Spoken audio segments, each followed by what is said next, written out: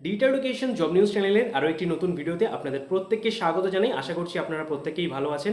আজকে আমরা খুবই গুরুত্বপূর্ণ একটি আপডেট নিয়ে চলে এসেছি, যেখানে আপনাদের সম্পূর্ণ স্থায়ী পদের রিক্রুটমেন্ট হতে চলেছে নার্সিং অফিসার পোস্টের জন্য। ঠিকই শুনছেন, একদমই স্থায়ী পদের রিক্রুটমেন্টের বিজ্ঞপ্তি আপনাদের জানাতে চলেছি, যেখানে আপনারা থাম্বনেল তো দেখেই নিয়েছেন। 700+ ভ্যাকেন্সি থাকতে চলেছে, খুবই হিউজ একটা ভ্যাকেন্সি হতে চলেছে। ভ্যাকেন্সিটি প্রকাশিত হয়েছে KGMU অর্থাৎ কিং জর্জ মেডিকেল ইউনিভার্সিটির তরফ থেকে। এখানে আপনারা সম্পূর্ণ ডাইরেক্ট রিক্রুটমেন্ট হতে চলেছেন, যেখানে আপনারা কারা কারা আবেদন করতে পারবেন প্রথমেই বলে দিই। ভারতবর্ষ তথা পশ্চিমবঙ্গের সমস্ত জেলার ছেলে এবং মেয়ে উভয় যোগ্য প্রার্থীরাই এখানে কিন্তু আপনারা এলিজেবল। এর জন্য আপনাদের কি কি ক্রাইটেরিয়া সেখানে ম্যাচ করতে হবে, কারা কারা এক্সপিরিয়েন্স, কারা কারা ফ্রেশাররা সেই পোস্টগুলির জন্য আবেদন করতে পারবেন কিনা, সম্পূর্ণ তথ্য জানতে হলে আজকের এই ভিডিওটিকে একদমই স্কিপ না করে শেষ পর্যন্ত দেখতে হবে। এছাড়া আপনারা যদি চ্যানেলটি প্রথমবার ভিজিট করে থাকেন, অবশ্যই আমাদের চ্যানেলটি সাবস্ক্রাইব করে পাশের বেল আইকনটিকে অন করে রাখুন এবং আমাদের টেলিগ্রাম গ্রুপেও যুক্ত হয়ে যেতে পারেন। সেখানেও আপনারা কিন্তু নিত্য নতুন জব আপডেট প্রতিদিন পেয়ে যাবেন।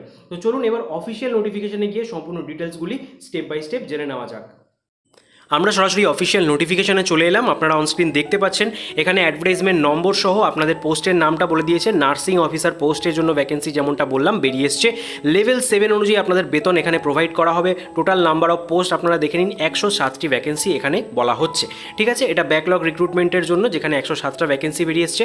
এখানে কারা কারা আবেদন করতে পারছেন, কোয়ালিফিকেশনটা লক্ষ্য করুন, কতগুলি ক্রাইটেরিয়া এখানে বলেছে। তো এখানে প্রথম ক্রাইটেরিয়া বলেছে বিএসসি অনার্স নার্সিং যারা রয়েছেন কিংবা বিএসসি নার্সিং রয়েছেন, তারা এখানে আবেদন করতে পারবেন। আইএনসি রেকগনাইজ কাউন্সিল থেকে আপনাদের কমপ্লিট করা থাকতে হবে। এছাড়া অর দিয়ে লক্ষ্য করুন, এখানে বিএসসি পোস্ট সার্টিফিকেট বা পোস্ট বেসিক বিএসসি নার্সিং যারা কমপ্লিট করেছেন Indian nursing council recognise institute থেকে, তারাও এখানে এলিজেবল। 2 নম্বরে বলেছে তাদের অবশ্যই রেজিস্টার্ড হতে হবে অ্যাজ এ নার্স অ্যান্ড মিডওয়াইফি হিসাবে in state or Indian nursing council.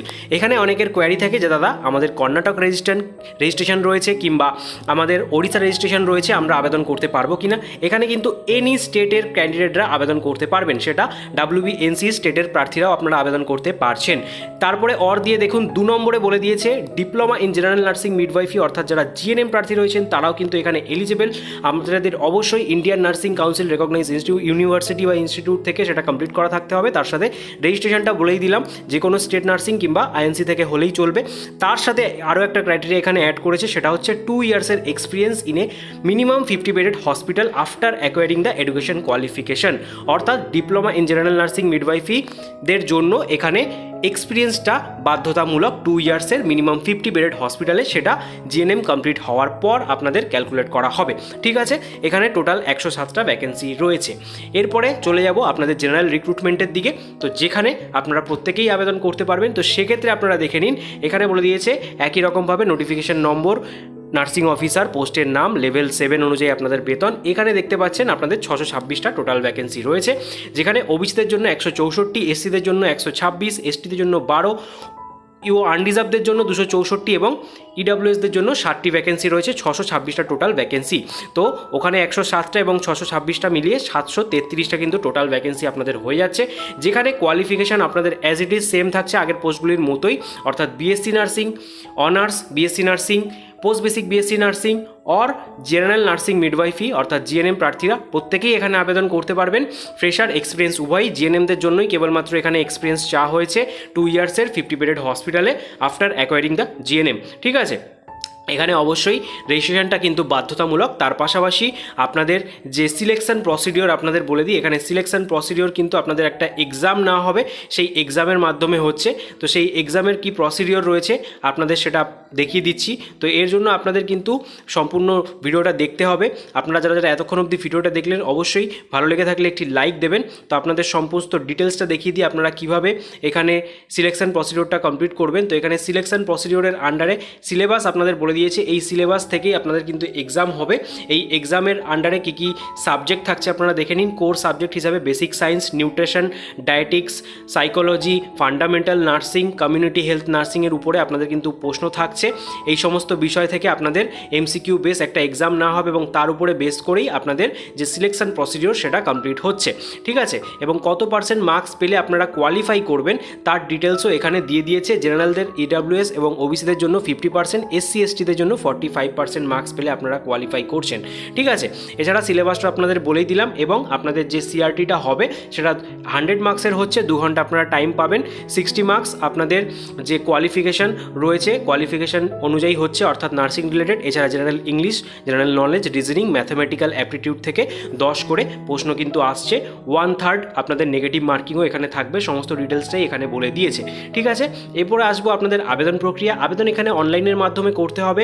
www.kgmu.org/job.php এই অফিসিয়াল ওয়েবসাইটের মাধ্যমে আপনাদের কিন্তু লগ ইন করতে হবে। সেখানে রেজিস্ট্রেশন করার পর আপনাদের ইউজার আইডি এবং যে পাসওয়ার্ড রয়েছে সেটার মাধ্যমে লগ ইন করে নিতে হবে। লগ ইন করে নেওয়ার পর সেখানে কমপ্লিট অ্যাপ্লিকেশন ফর্মটা আপনাদের সামনে খুলে যাবে। সেখানে আপনারা স্টেপ বাই স্টেপ সমস্ত ডিটেলসগুলো সঠিকভাবে ফিল আপ করবেন, এবং তারপরে আসবে আপনাদের পেমেন্ট উইন্ডো। তো পেমেন্ট কত টাকা করতে হবে সেটাও আপনারা দেখে নিন, এখানে কত টাকা আপনাদের পেমেন্ট করতে হচ্ছে। তো পেমেন্টের ডিটেলস এখানে বলেছে, আনরিজার্ভ ওবিসি ইডাব্লিউএসদের ক্ষেত্রে 2000 টাকা প্লাস জিএসটি মিলিয়ে 2360, এসটিএসসিদের জন্য 1416 টাকা। ঠিক আছে, অবশ্যই এটা অনলাইনের মাধ্যমেই আপনারা পেমেন্টটা করবেন। ঠিক আছে, এবং এখানে আপনাদের কী অ্যাপ্লিকেশন প্রসেস করার সময় ডকুমেন্ট আপলোড করতে হবে তার ডিটেলসও বলে দিয়েছে।